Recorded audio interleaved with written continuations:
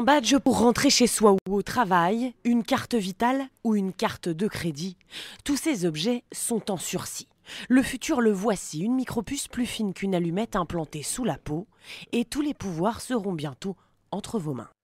Vous pouvez débloquer votre téléphone, ouvrir votre porte, votre voiture, déclencher votre radio, enfin faire ce que vous voulez.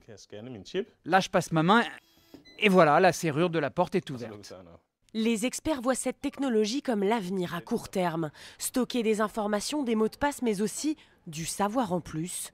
Ces petites puces pourraient à terme révolutionner notre façon d'apprendre. Dans le futur, si vous avez besoin d'apprendre le chinois en très peu de temps, une puce implantée réglera votre problème. Mais le but premier de ces puces est avant tout économique, inciter les consommateurs à acheter plus facilement. Certaines boîtes de nuit utilisent déjà le dispositif. Les clients y payent leur consommation d'un revers de main.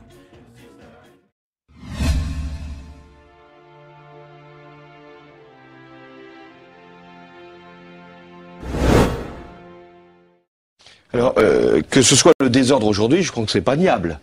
Désordre des monnaies, désordre des cours des matières premières, désordre des marchés boursiers et désordre maintenant de l'économie réelle.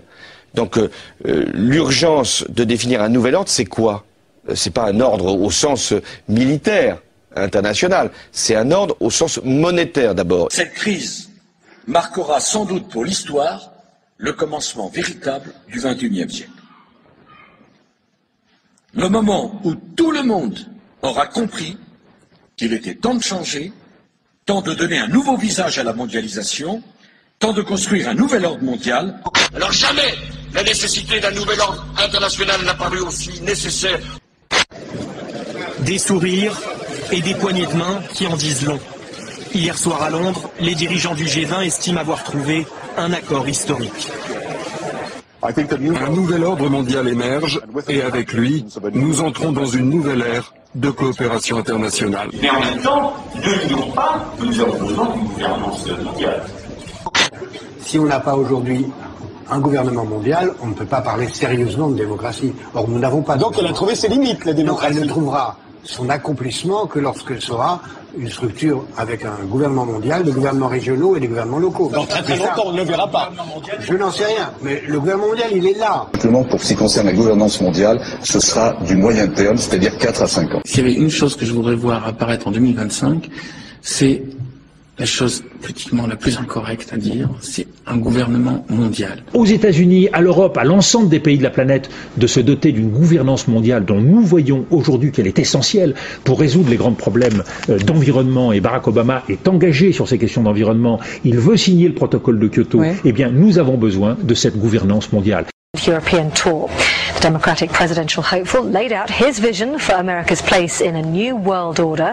La forza vivificante della sua luce ti incoraggia ad impegnarti nell'edificazione di un nuovo ordine mondiale fondato su giusti rapporti etici ed economici. Je crois que c'est l'un des Rothschild qui a dit un jour: celui qui contrôle la monnaie d'une nation contrôle la nation. Parce que lorsque vous contrôlez la planche à billets, lorsque vous contrôlez les devises, vous avez le pouvoir de dicter sa conduite au gouvernement qui réagit aux pressions financières. So the ultimate goal that these people have in mind is the goal to create a one world government run by the banking industry, run by the bankers. And they're doing it in sections. The European currency, the euro, and the European Constitution is one part of it. Now they're trying to do it in America with the North American Union, right? And they want to create a new currency called the Amero, right? And the whole agenda is to create a one world government where everybody has an RFID chip implanted in them. All money is to be in those chips, right? There'll be no more cash. And this is giving me straight from Rockefeller himself. This is what they want to accomplish. And all money will be in your chips. Anytime you have money in your chip, they can take out whatever they want to take out whenever they want to. And if you're like me or you, and you're protesting what they're doing, they can just turn off your chip. And you have nothing. You can't buy food.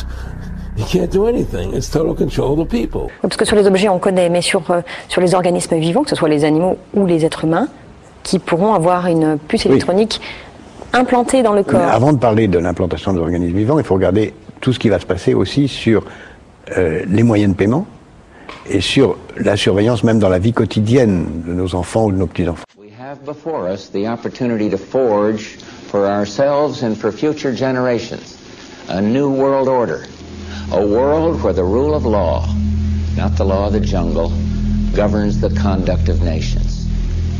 When we are successful, and we will be, we have a real chance at this new world order, an order in which a credible United Nations can use its peacekeeping role to fulfill the promise and vision of the UN's founders. Le nouvel ordre mondial se tient d'ici aux Nations Unies. C'est un gouvernement mondial. Ein Volk, ein Reich, ein Führer. Soit un peuple, une patrie, un chef. C'est par ces mots que Rudolf Hess a annoncé Adolf Hitler. C'est le rêve d'Hitler devenu réalité. C'est un cauchemar. C'est la pierre tombale de la souveraineté des nations. Ce bâtiment n'aurait jamais pu voir le jour sans l'aide de la Première et de la Seconde Guerre mondiale.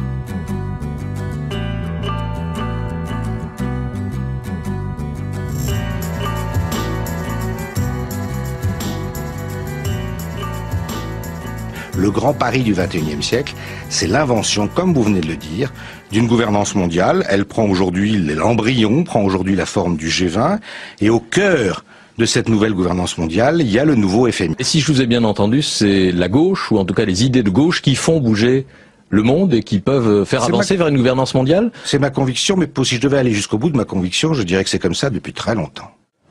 Et Volton? Oui. C'est une idée de droite, la gouvernance mondiale. Vous trouvez? Très bien. Pourquoi c'est une idée de droite alors? Parce que c'est en fait c'est un espèce de pouvoir quand même énorme où l'individu et les nations n'ont plus donc les nations qui élisent leurs dirigeants n'ont plus grand chose à dire. On pensait que c'était complotiste de le dire il y a des années, mais aujourd'hui tous les leaders mondiaux, quand vous écoutez, parlent du nouvel ordre mondial, du gouvernement mondial, et disent que c'est souhaitable, et disent que c'est la solution à la crise, qui d'ailleurs crée eux-mêmes et aggrave eux-mêmes, pour justifier comme solution le gouvernement. Quand un homme politique ose dire à haute voix ce qu'il avant il disait de façon cachée, c'est qu'il pense que c'est pratiquement gagné, vous voyez.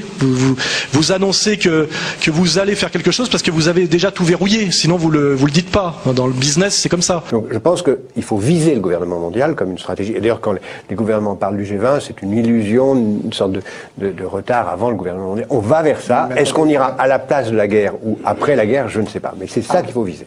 Et l'Ukraine, on est au bord d'une... On est absolument au bord de la guerre mondiale. De la guerre mondiale? Oui, parce que pour moi, enfin, je parle sous le contrôle des spécialistes, mais nous sommes dans une guerre civile, dont, à mon avis, on n'aurait pas dû se mêler. Une guerre civile entre les Russes pro-russes et les Russes différents qui sont en Ukraine, une partie des Ukrainiens. Et cette guerre civile peut, si on s'y laisse entraîner, conduire à une guerre mondiale. Absolument. Même si on peut imaginer, rêver d'un Jérusalem devenant capitale de la planète, qui sera un jour unifié autour d'un gouvernement mondial. C'est un joli lieu pour un gouvernement mondial. Et je peux vous dire une troisième chose. On ira ensemble vers ce nouvel ordre mondial. Et personne, je dis bien, personne ne pourra s'y opposer. Et le doute grandira si les Français ont le sentiment qu'on leur cache quelque chose.